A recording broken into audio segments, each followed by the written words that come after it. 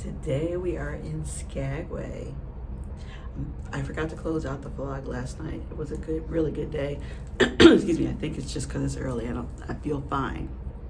I am definitely dressed in layers today. Got the flannel, got my little boots on, and I'm gonna carry my jacket too because I think it's 60s and maybe rainy today. But yeah, last night there was a lot of stuff happening on the ship, trivia and comedy, and they had a deck party called the Great Alaska Bash, I think it was called. So if you're wanting to pack some flannel, apparently that was the dress code for the evening. So just remember that in your bag. But anyway, we're gonna head into Skagway early. I think it's only about 6 o'clock in the morning, you guys. Look how bright it is out. Look how bright it is.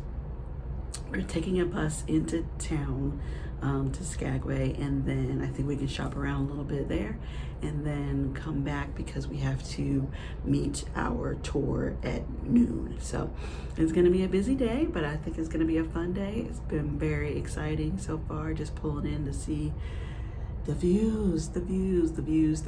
So anyway, good morning from Skagway.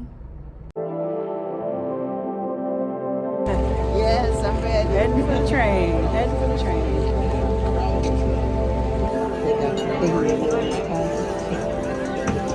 It's 10:28 and we're leaving Skagway. This has been the coldest spot we've been so far. Not sure what the temperature is, but definitely need the jacket. I had the hood on a couple seconds ago, so it is cold. Definitely.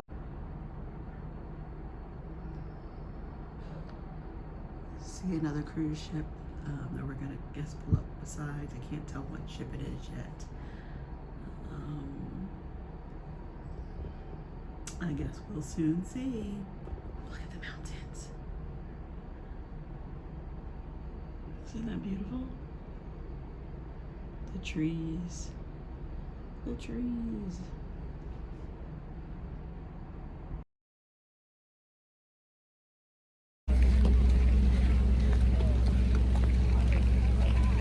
Leaving the ship. We are with Allison, who is the ship's insider, heading off towards the downtown shopping area. I think Diamond International is first, and then we'll try and find our souvenirs. What's up? It's absolutely gorgeous. Nice. So you live in Skagway all summer. What's your favorite part? Hiking?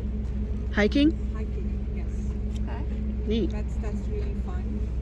And of course, just being here, the fresh air, open anything, anywhere, any window, there is a view.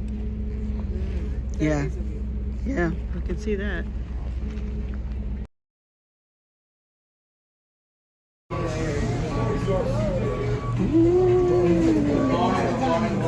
Good morning.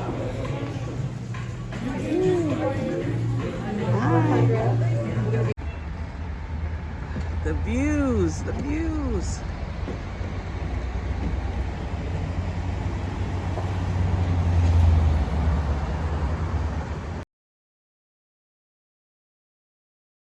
Threads, compliments, I'm able to take them all.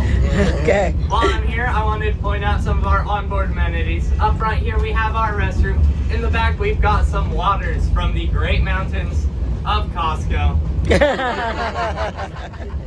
Man, this is a good group. I also have some all-aboard maps in languages. If you are learning for thousands of years, this area was inhabited by an indigenous group called the people. The harbor where your cruise ship is now docked served as a vital seasonal and hunting ground for the Tlingit. The Tlingit people had control over a trade and travel route called the Chilkoot Trail. This trail served as a crucial trade route between coastal communities and the interior regions. The Tlingit used the trail to transport goods such as fish, furs, and other resources, facilitating trade with interior indigenous people. This established a network of exchange that was vital for their economy and cultural connections long before the arrival of European settlers and the Klondike Gold Rush. If you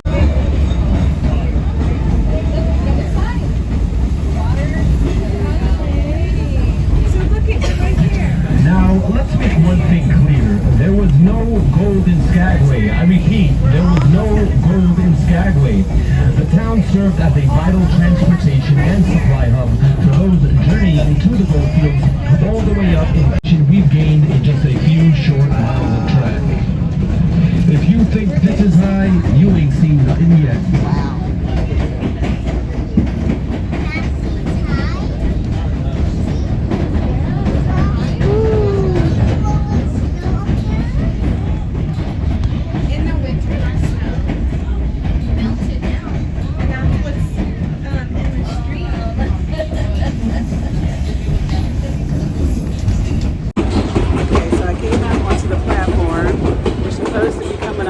Series of waterfalls on this side of the train, so let's see if we can capture any of it. Oh, there's one now.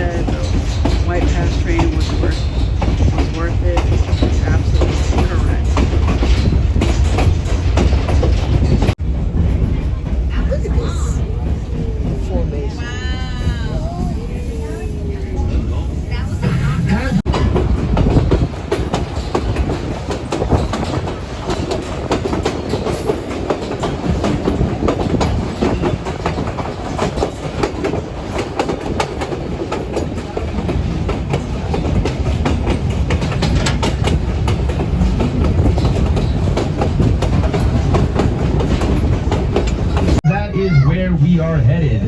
That is the Highline section, and up there is our famous wooden trestle bridge.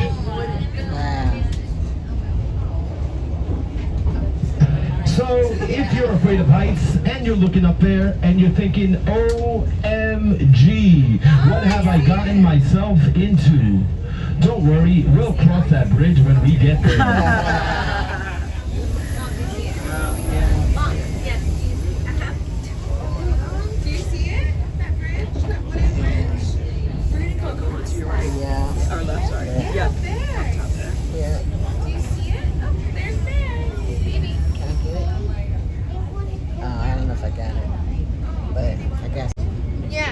Side of the mountain. Yeah, the wood.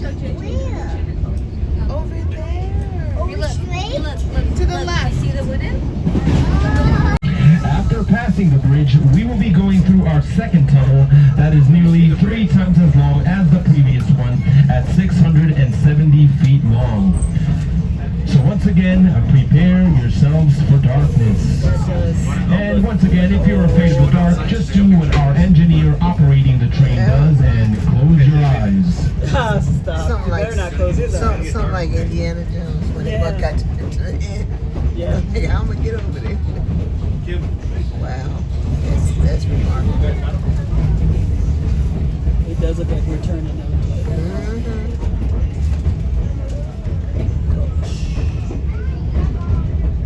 Wow, look at that. Look at that. Oh, wow. Oh my goodness. Talk about decay.